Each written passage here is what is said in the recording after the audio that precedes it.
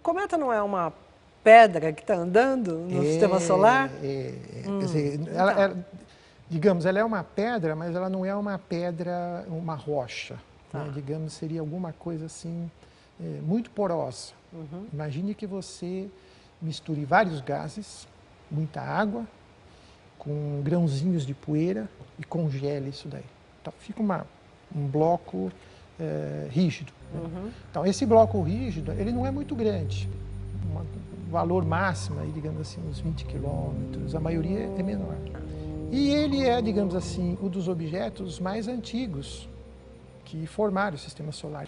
Os cometas, digamos, são esses bloquinhos de matéria que lembra a antiguidade do sistema solar, que formaram todos esses objetos. A importância de estudá-los é isso, eles são muito antigos, ficaram em regiões muito frias, sobreviveram por conta disso, e à medida em que eles se aproximam do Sol, eles se aquecem, vaporizam, e a gente tem condições de observar. Digamos, é aquele tijolinho que deu origem a tudo. Então, todo aquele gás que existia quando formou o sistema solar na nuvem, que deu origem ao sistema solar, poeira e tal, a grandes distâncias, onde o ambiente era muito frio, se condensou nesses corpos pequenos. E como esses corpos pequenos estão muito distantes do Sol, eles preservaram a composição deles. Então, eles guardaram, digamos assim, aquela composição antiga do sistema solar por muito tempo.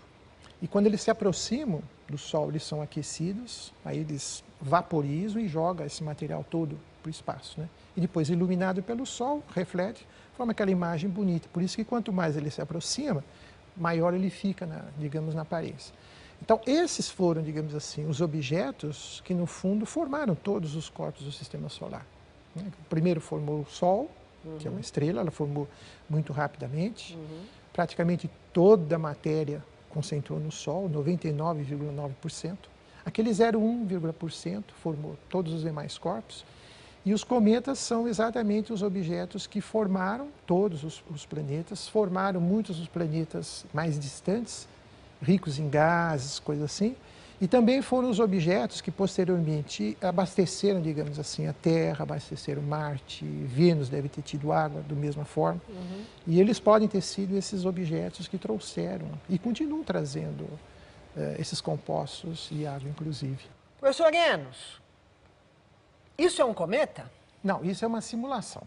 Na realidade, para se observar um cometa de perto, você teria que ter uma sonda que ficasse em torno dele. Isso é muito complicado. Tá. Então, isso é uma simulação do que a gente, digamos assim, acredita que seja. Né? Tá. Então, quais são as características que foram informadas ao computador para chegar a essa a esse formato. Primeiro, o formato dele, que é mais ou menos o formato que hoje a gente tem certeza, porque nós temos várias imagens, pelo menos 6 imagens de cometas, de núcleos de cometas, que eles são muito parecidos assim, né? Eles são blocos não circular.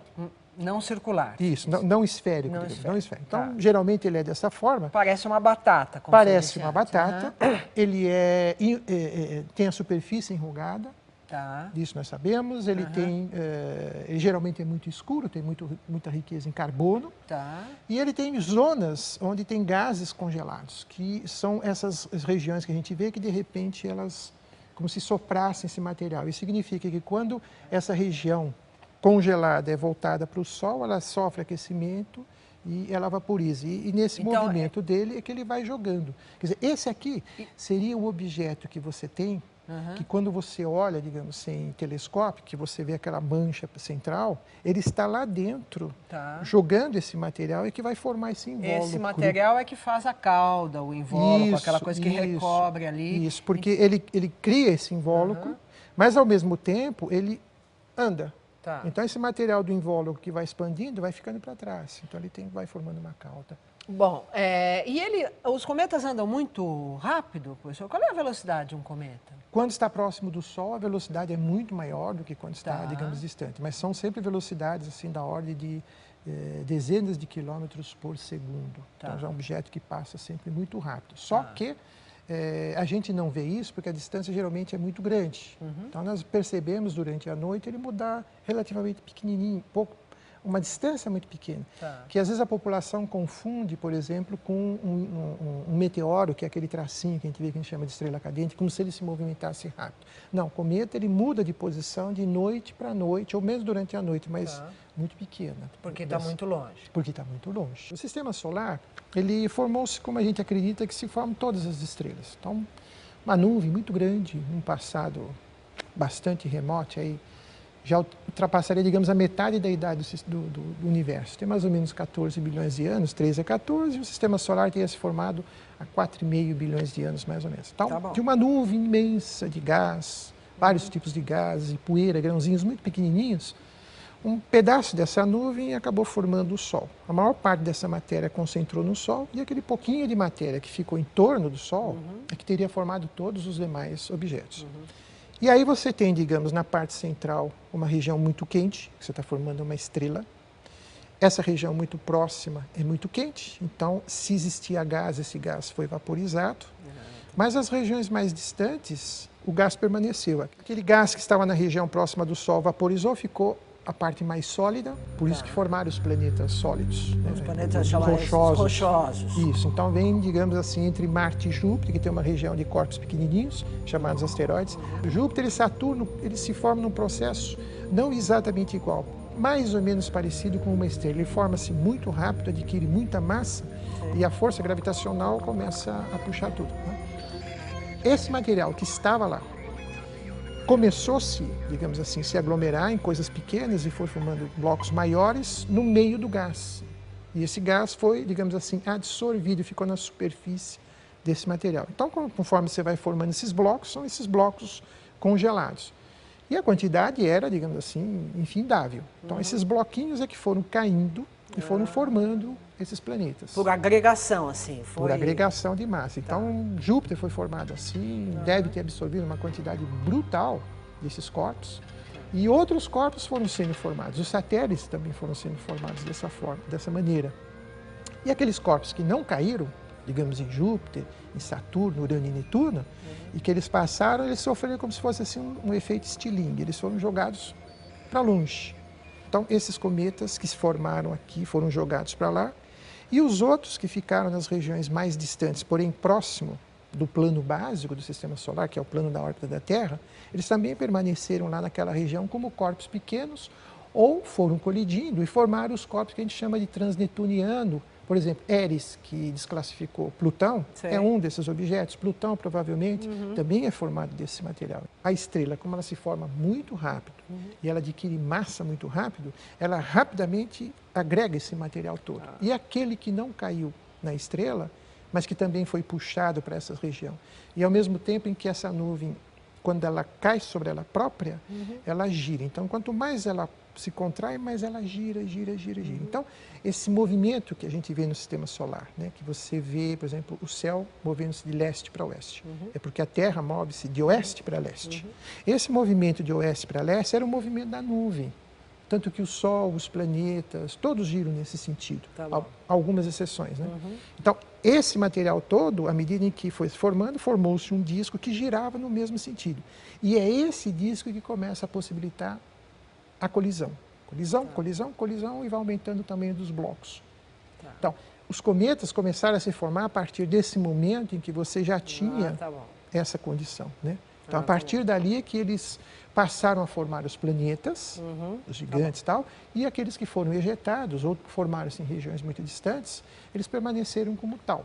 Essa imagem é uma simulação, digamos, do que a gente acredita que tenha acontecido. No início do Sistema Solar, então? Isso mesmo. Então, lá no início, lá nos primórdios, formou-se na região central uma estrela, que lá mostraria, digamos, seria o Sol, formou-se muito rapidamente em comparação a esses outros objetos.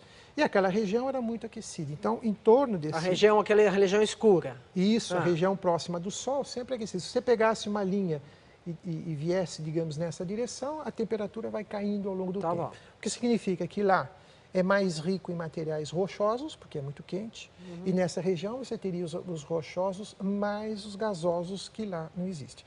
Então, o que teria se formado naquela região? Os planetas internos, que são essencialmente rochosos. Dessa região mais distante que você tem aqui, você começa, à medida em que você se afasta do Sol, você começa a ter uma região mais rica em material rochoso e gasoso, que lá não existe. E é justamente nessa região onde você começa a formar objetos maiores. Como no caso aqui está a imagem de Júpiter, que é um objeto que se forma muito rápido, porém numa região rica em gás. E no meio aqui o que nós temos é uma exemplificação do processo que ocorreu. Quer dizer, as rochas vão se juntando, os blocos vão crescendo cada vez mais, e esses blocos acabam colidindo em blocos maiores, formando os planetas. Por isso que todos esses planetas no passado, eles são muito quentes na época, porque esses processos eram processos colisionais muito violentos. E a cada colisão, a temperatura... aumentava muito, porque a colisão era mais violenta. Enquanto a colisão são com blocos pequenos, ela não é tão violenta quando você tem blocos muito grandes. Quase, digamos assim, planetas colidindo com planetas. E aí vão dando as colisões enormes. E que move as colisões é a gravitação. Força gravitacional.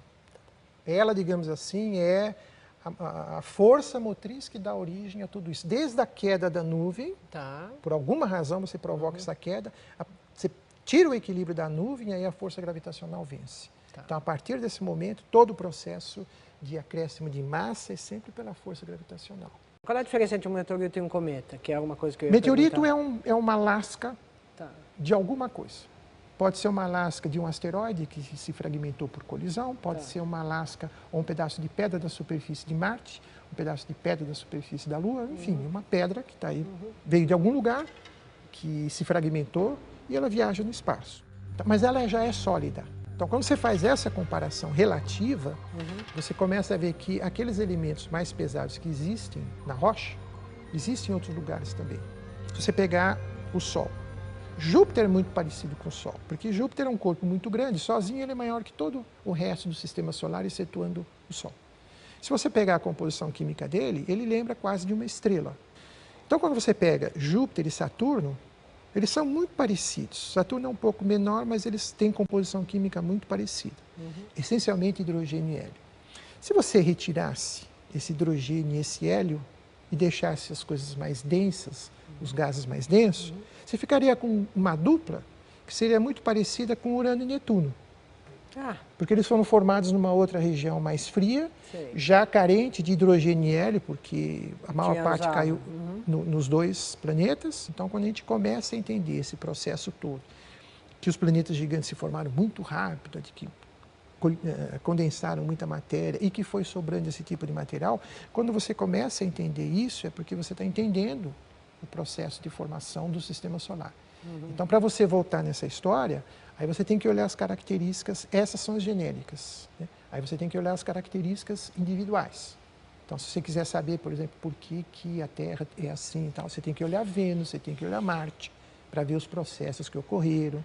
E a mesma coisa você faz em função dos outros, da distância ao Sol, da temperatura, diferença de temperatura, órbitas, e assim por diante. Júpiter provavelmente não se formou onde estava, né? Onde ele está. Ele se formou num outro local.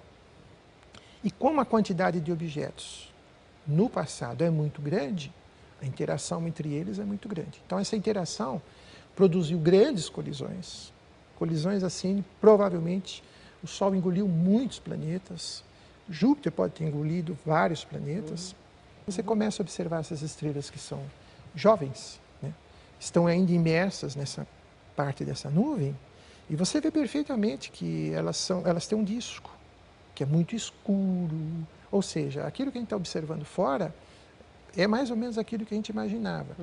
E agora, com a descoberta, digamos, desses sistemas planetários, que são muito diferentes dos nossos, tem planetas gigantescos, maiores do que Júpiter, mais próximo de suas estrelas do que Mercúrio está, a gente viu que o nosso sistema é muito diferente. Agora, para você entender isso, a gente tem que entender como é que foi o processo dinâmico. Então, essas observações de outros objetos alimentam, digamos assim, todas essas teorias, e com isso você começa a remontar esse passado todo.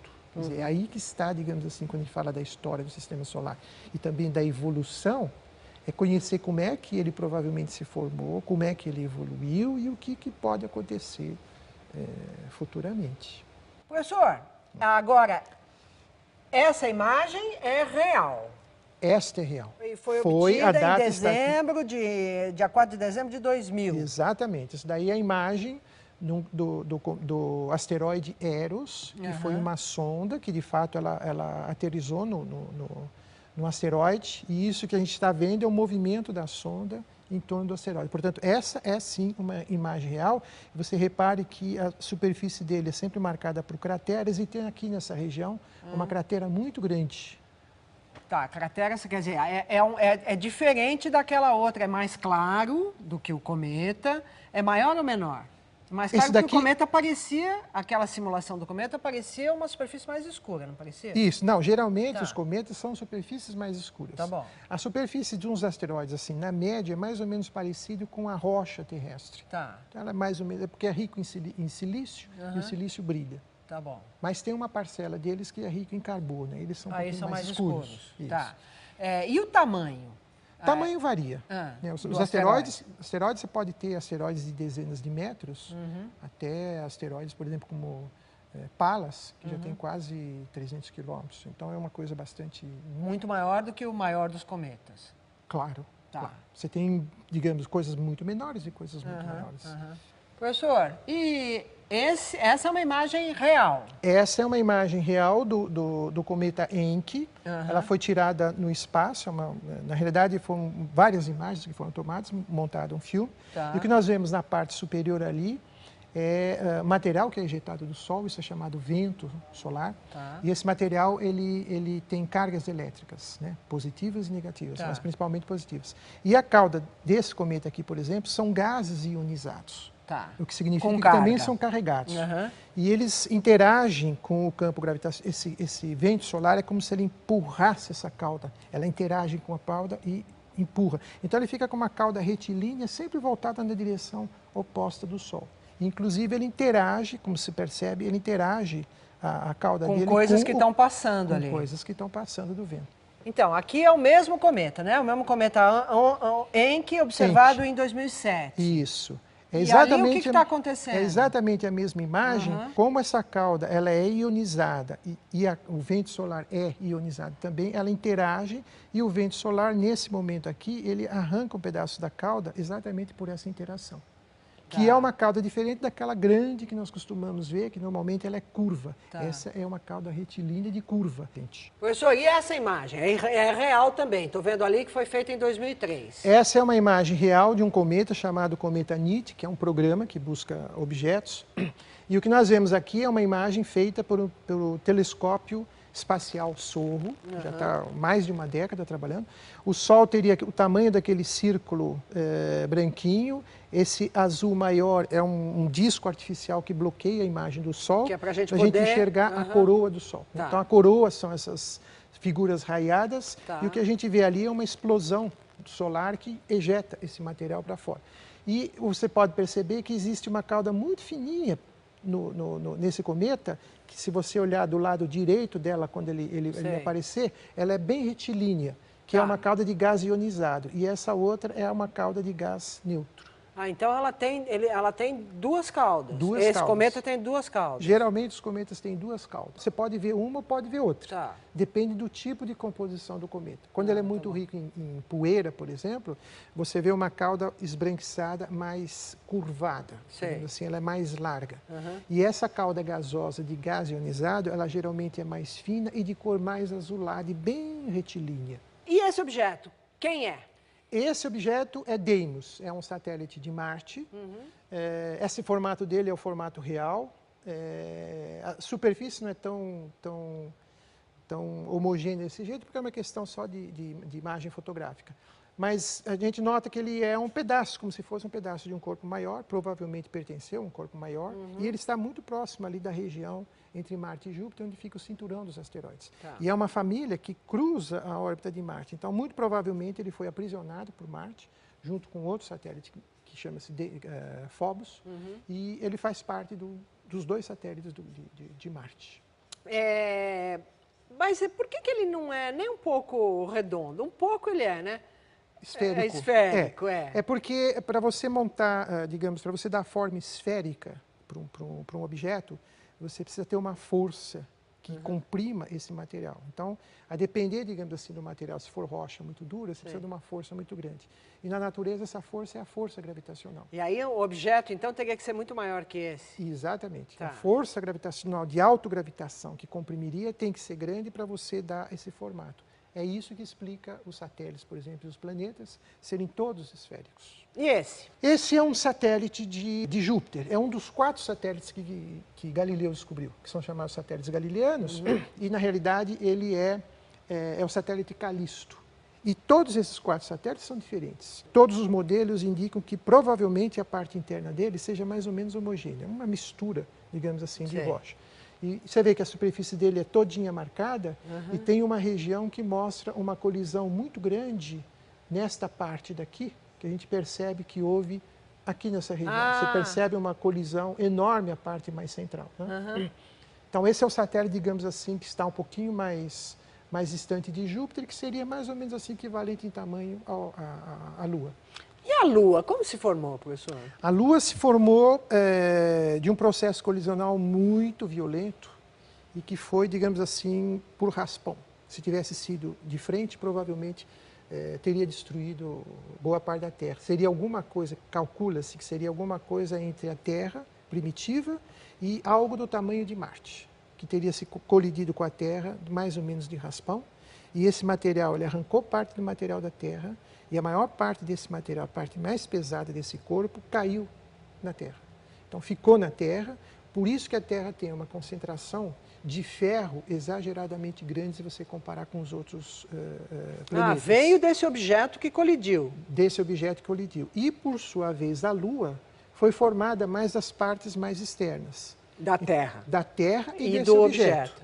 Então, se você pegar isso daí, como é que a gente sabe disso? A Lua tem uma densidade de 3,3, que é mais ou menos a densidade de uma rocha comum. Sim. E ao passo que a Terra tem densidade média de 5,5, ou seja, é porque tem uma concentração enorme de ferro. Na realidade, o que se diz hoje é que ambos, Terra e Lua, são resultados dessa colisão de 2 objetos. Quando isso teria acontecido? Lá nos primórdios do Sistema Solar, quer dizer, lá por volta, aí, logo no início, o Sistema Solar tem 4,3 bilhões de anos, mais ou menos, isso teria ocorrido aí nos primeiros 500 milhões de anos ou coisa desse tipo, não chega a 1 bilhão de anos. Então tudo muito quente ainda também, né? Tudo muito quente. Eram 2 corpos muito aquecidos e que colidiram e foram se esfriando ao longo do tempo. Professor, essas imagens são todas reais, objetos que existem, né? São todas reais, são tiradas no infravermelho, é uma luz que a gente não enxerga, mas que são, digamos, objetos em que você vê a formação de estrela com os seus futuros sistemas planetários. São todas estrelas em formação. Todas estrelas jovens em formação. Você vê que e a gente sabe, uma indicação disso é essa nuvem muito grande em torno dela, é isso? Isso, essa nebulosidade que você vê. Claro, existem outras formas de você ver espectro e tal. Mas, digamos, a nebulosidade que você vê mostra que é um objeto recente, novo. E se você conseguisse enxergar isso numa escala de anos, digamos, de bilhões de anos, provavelmente você enxergaria, digamos, em qualquer um desses casos, a estrela central com planetas em torno que vão ter as suas órbitas, sua configuração, digamos, como o Sistema Solar é hoje. Todo esse processo de formação, quando forma um disco, esse disco já é chamado protoplanetário. Então, é desse disco que acabam surgindo. Então, em todas essas imagens, o que a gente tem são o disco. E isso seria um disco proto. Tem a estrela e o disco. Exatamente. Tá, então aqui o disco está aqui, nessa região escura, não é isso? Isso. Aqui o disco estaria aqui, professor? Exatamente.